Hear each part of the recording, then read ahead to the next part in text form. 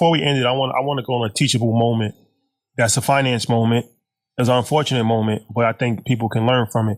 When you went to jail for a couple of months, and from my understanding, correct me if I'm wrong, that's finance related because I guess your CPA wasn't paying the taxes. That was the one time I didn't do the crime.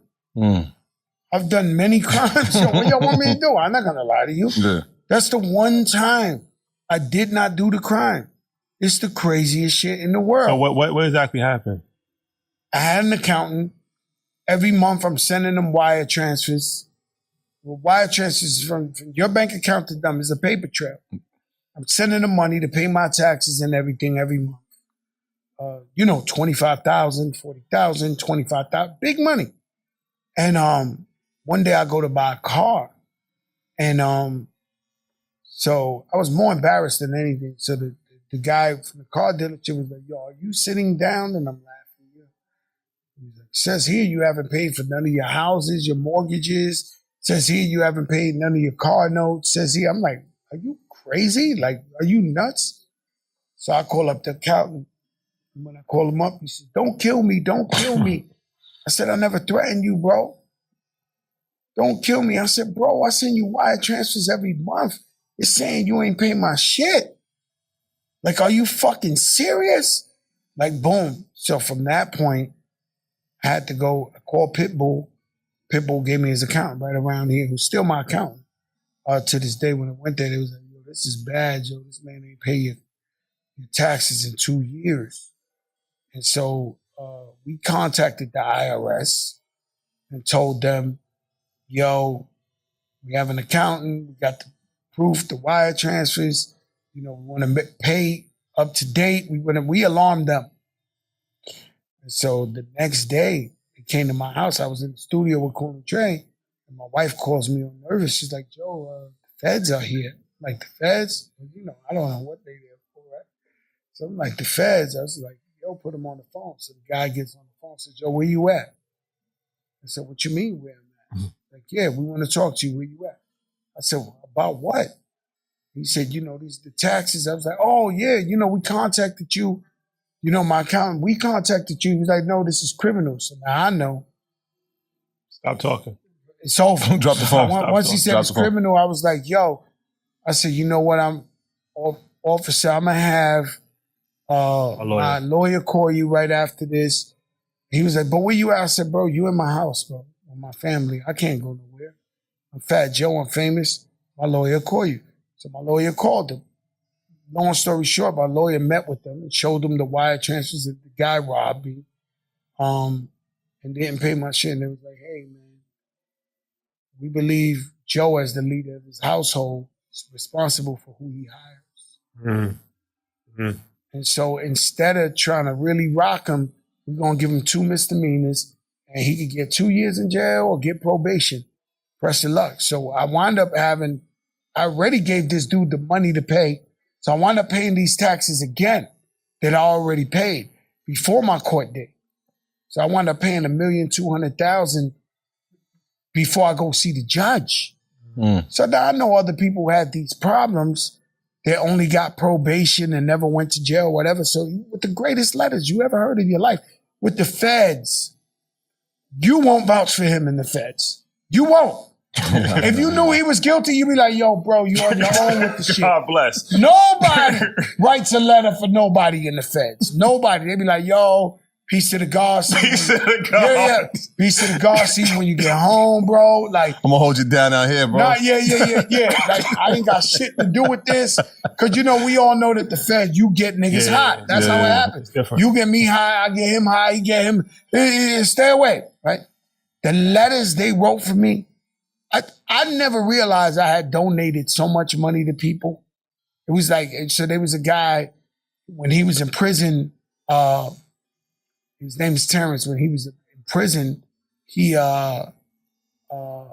noticed that parents and family could not see their kids, due to they didn't have to travel with them. Long story short, I gave this guy a bus. Right? AIDS Society, hundreds of thousands. Hurricanes in fucking Santo Domingo and Haiti, hundreds of thousands. Like, and so all these people were writing letters on my behalf, like, yo, this guy's the best. This guy gives back to the schools, computers, this guy, this. I don't know how I went to jail, bro. And so the lady was like, listen, you're a great guy. Actually, you're remarkable.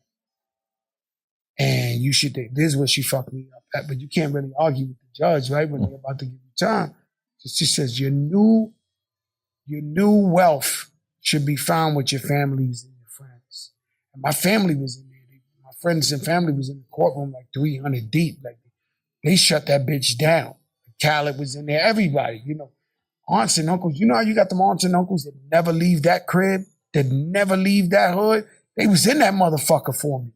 And my family was in there deep. Nigga flew in from Florida, them niggas was in there like, yo, boom.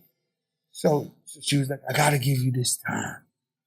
And so they only gave me 4 months, but, and when I walked in there, because I had paid it off, they had gave me a penalty. So they said it was a penalty. There's no way I couldn't cop out if I didn't take this penalty. The penalty was $1.2 million. You paid $1.2 million in taxes, 2.4, and then another $1.2 million in a penalty, and you already Not to mention $500,000 for the lawyer, and not to mention $150,000 for the forensic, the money that you already paid previously. Yeah, that you thought you actually paid. What happened with that? So he just robbed you. He was just robbed me. Taking the money and putting in his bank account. Bernie Madoff. Oh, so Ponzi scheme. So he wound up telling on a bunch of other motherfuckers that he was doing it with him, and he got away. Like, so, you know, I never heard about him. I never seen him. He didn't get jail time? Nah, I don't think so. I don't even know. They just was like, you can't ask about him. Oh, damn. Because, you know, normally I think you could sue him. Yeah, right. Yeah. They're like, nah, he's with us. You can't ask about him. Also, witness protection type. And on top of the money that you lost for actually being incarcerated, you could have been outside making more revenue. So when I come home from jail, because I pretty much do everything but sell my asshole to pay these people before I go to sentencing, right? So when I do 4 months in jail, I come home, I'm working. Africa, Yugoslavia, Poland, China.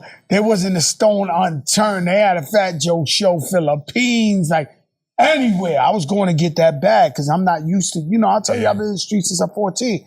I'm not used to my money being low. I'm not used to my family ever asking. One thing I can say, God bless, my family never realized that we had a problem. Wife was still getting Birkin bags. You know, my daughter was still going to private school. My son to private colleges. I was busting my ass to make sure everybody.